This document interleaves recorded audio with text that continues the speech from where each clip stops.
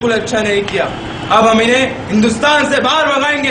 अंग्रेजों अंग्रेजों इनकलाब जिंदाबाद, इनकलाब जिंदाबाद। ये लो तुम्हारा हिंदुस्तान, हम जा रहे हैं, लेकिन जाने से पहले हम यहाँ की आम जबानों को मजहबों में बांट देंगे और एक नारा भी लगाएंगे, डिवाइड एंड रूल, बांटो और राज करो। ये लो तुम्हारा हिंदुस्तान, हम जा रहे हैं। आखिरकार हमें अपना हिंदुस्तान वापस मिल गया। आजाद हो गए।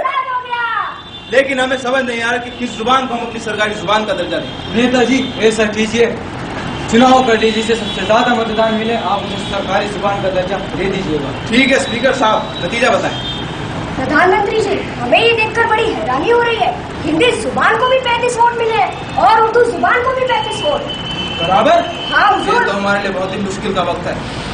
हम सोच रहे हैं कि उर्दू जुबान को हम छोड़ नहीं सकते, क्योंकि ये बहुत ही खूबसूरत जुबान है। इसलिए उर्दू जुबान को हम अपने मुल्क की 22 शेड्यूल लैंग्वेजेस में ऐड करते हैं और हिंदी जुबान को अपनी सरकारी जुबान का दर्जा देते हैं। आज बच्चों क्या क्या किस्सा समझ में आए? चाचा ये कि औरंगजेब 6 महीने तक तो दक्कन में रहे, उन्होंने औरंगाबाद की बुनियाद भी रखी और तो और दक्कनी जुबान का खजाना लेकर दिल्ली आ गए और उन्होंने ब्रिज भाषा में शायरी भी की। और तो और चचा, तुम्हें पता है औरंगजेब के बाद आए रंगीला। उन्होंने वैसे तो पूरी सल्तनत को बर्बाद कर दिया था, लेकिन उन्होंने एक अच्छा काम किया था कि जब जो कारखानों में बातचीत हो रही थी ना, उसे इहाम गोई का नाम दिया। बेटा रंगीला के बाद हुकूमत संभाली जफर ने, और कहा जाता है अंग्रेजों ने उनका जीना दुश्वार किया हुआ था, इसलिए उन्होंने वक्त बिताने के लिए शायरी और मुशायरों में जाना शुरू कर दिया था। अरे चाचा, जब अंग्रेज आए ना, उन्होंने पाशा से अपने कारोबार के लिए इजाजत ली और वही कारोबार की आड़ में ना उन्होंने अपना राज जमा लिया।